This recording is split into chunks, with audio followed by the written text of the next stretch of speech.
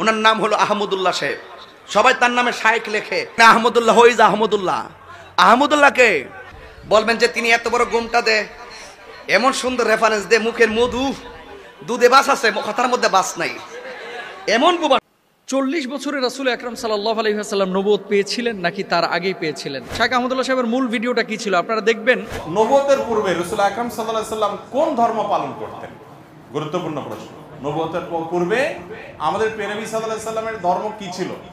যদি বলেন যে কোন ধর্ম অনুসরণ করতেন না, তাহলে নাউজুবিল্লাহ উনি কি ধর্মহীন ছিলেন নাকি?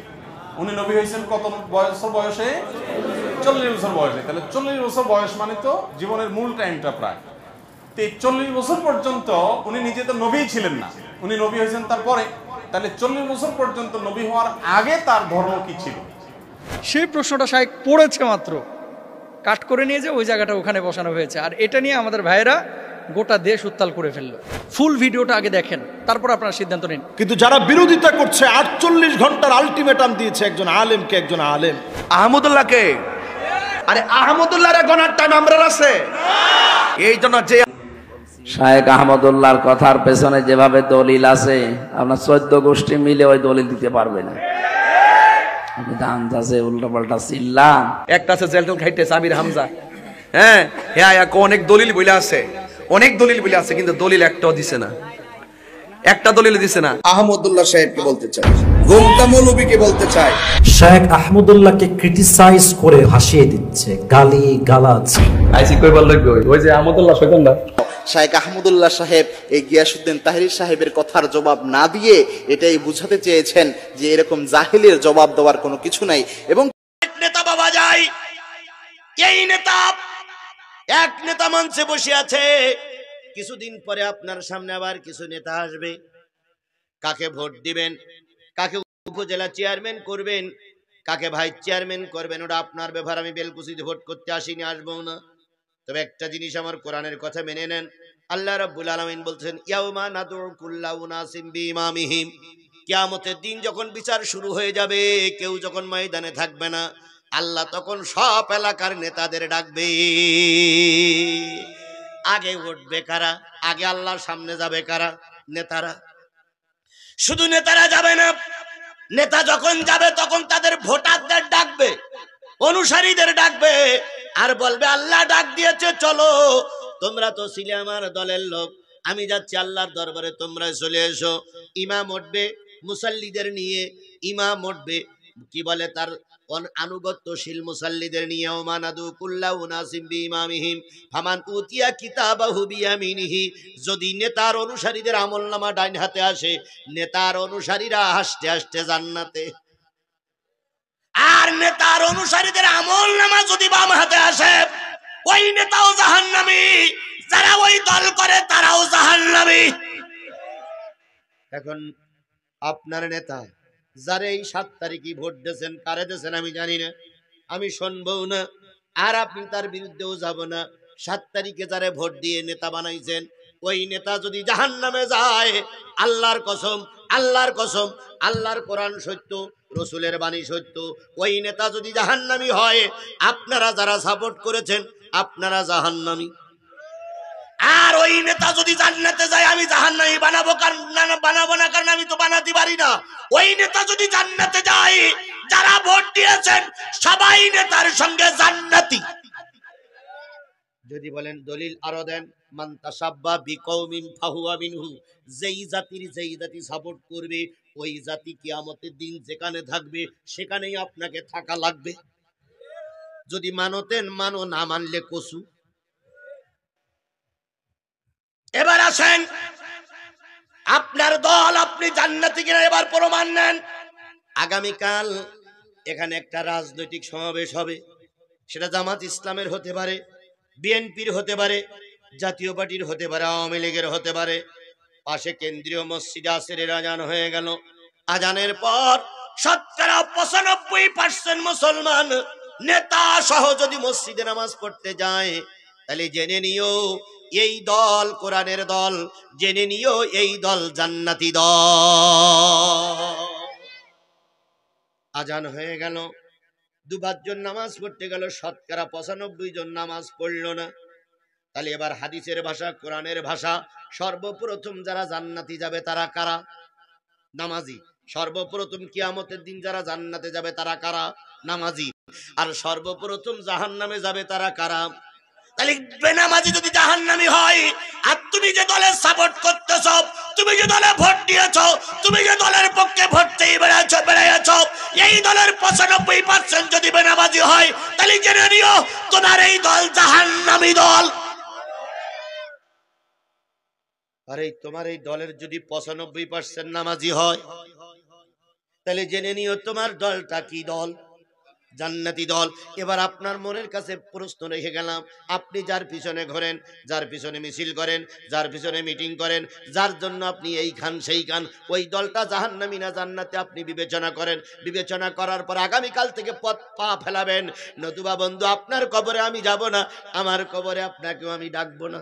আর আপনি আমার কবরে আসলে কি লিয়ে সোজা করে ফেলবো? একটু ঢুকিয়ে দেখেন, আমার কবরে থাপড়াই দাঁত ফেলেই ফেলবে।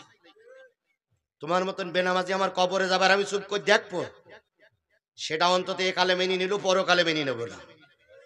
তোমার মতন বেনামাজির সঙ্গে আমার কোনো সম্পর্ক নেই। কথা বলেন ঠিক না বে ঠিক? তাহলে পথ ভ্রষ্ট করে কারা? নেতা, নেতা, নেতা, নেতা, নেতা। আর একটা জিনিস পথ ভ্রষ্ট করে, তারা হলো মুরব্বী। কারা? আমাদের সমাজে কিছু লোকের এখন বল শুরু হয়েছে, এটা মুরব্বীরা বলেছে, এ কাজটা মুরব্বীরাই করেছে, এটা মুরব্বীদের সবক। আরে বাবা, তোমার ওই মুরব্বী যদি কোরআন হাদিস ওয়ালা না হয়, ও মুরব্বীর কথা শুনে পেশাবও করা যাবে না। আর ওই তোমার ওই মুরব্বী যদি কোরআন হাদিস ওয়ালা হয়, তাহলে ওই মুরব্বীদের সম্মানার্থে সারা রাত জেগে জেগে রাস্তায় দাঁড়াই থাকা যাবে। এখন যদি বলো মুরব্বীরাই বলেছে, তাহলে পৃথিবীর সবচেয়ে বড় মুরব্বীর নাম কি? সবচেয়ে বড় মুরব্বীর নাম কি? আচ্ছা বলুন তো, আদমের বয়স বেশি না ইবলিসের বয়স বেশি? তাহলে সবচেয়ে বড় মুরব্বী ইবলিস। যদি বলে মুরব্বীরাই বলেছে, তাহলে তো কথাটা ইবলিসের কথা হয়। হ্যাঁ, মুরব্বীরা বলতে পারে, সেই মুরব্বীদের কথা যদি কোরআন হাদিসের সঙ্গে মিল হয়, ওই মুরব্বীর কথা মেনে চলা ফরজ। আর ওই কথা যদি কোরআন হাদিসের পরিপন্থী হয়, মুরব্বী কেন, মুরব্বীর 14 গোষ্ঠীও যদি বলে, ওটা আমার দলিল নয়। আমার দলিল জিহাদি নয়, আমার দলিল আমির হামজা নয়, আমার দলিল আল্লামা সাঈদী নয়, আমার দলিল কোরআন এবং হাদিস। আল্লাহ রসুল বলেছেন, আমি চলে যাচ্ছি, তোমাদের জন্য রেখে গেলাম কয়টা জিনিস? একটা কোরআন আর একটা সুন্নাহ। আল্লাহ বলে যাননি আমি চলে যাওয়ার সময় রেখে যাচ্ছি আবু বকর আর ওমরের, এ কথা বলেছেন? আলীর কথা বলেছেন? আল্লাহ রসুল বলেছে, আমি চলে যাচ্ছি, তোমাদের কাছে রেখে গেলাম কোরআন এবং সুন্নাহ। এই কোরআন আর সুন্নাহ যতদিন মেনে চলবে, লান তাদিল্লু, কোশ্চিন কারো তোমরা পথভ্রষ্ট হবে না। আপনারা কিসের পীরের দোহাই দেন? কিসের পুরোহিত দোহাই দেন? কিসের পীর দোহাই দেন? আগে পীরিতের দরবারে বেনামাজি গেলে নামাজি হতো, আর এখন অধিকাংশ পীরির দরবারে নামাজে গেলে বেনামাজি হয়ে ফিরে আসে। পীর কি কায়দায় বলে, এত নামাজ কালাম পড়ি কি করবি, সেজদার মতন সেজদায় একটা হলেই যথেষ্ট। আর এখন অধিকাংশ পীরির দরবারে পদ্মা পুশিদা থাকে না। কথা বলেন ঠিক না বে ঠিক? পদ্মা পুশিদা করা ফরজ না সুন্নত না মুস্তাহাব? যেই পীর পদ্মা মানে না, ও পীর নামের কলঙ্ক। যেই পীরের কাছে গেলে বেনামাজি হয়, ও পীর নামের জাহেল, ও জাহেলের বাচ্চা জাহেল। অথচ এদের ওরসগুলো ঠিকই চলতেছে, এদের খানকাগুলো ঠিকই চলতেছে, আর কোরআনের তাফসিরগুলো বন্ধ হয়ে যাচ্ছে। কেন বন্ধ হয়? আগামী বছর যদি জিহাদি দাওয়াত করতে চান, মসজিদ কমিটির যদি 15 জন সদস্য থাকে, 9 জন একমত হবে, আর 6 জন আর একদিক বলবে যে ও হুজুরি আনা যাবে না, আনলি সিয়ার ফাটাই ফেলবে। আর ওদের কথার কারণে জিহাদির মাহফিল আগামী বছর আর এখানে হয়তো হতে দেবে না। এরকম ফার্স্ট ক্লাস আবু জেহেলের বাচ্চারা আছে না নাই? এই জন্য আল্লাহ রাব্বুল আলামিন বললেন, কিয়ামতের দিন মানুষের যারা পথভ্রষ্ট করেছে তারা কয় গ্রুপ?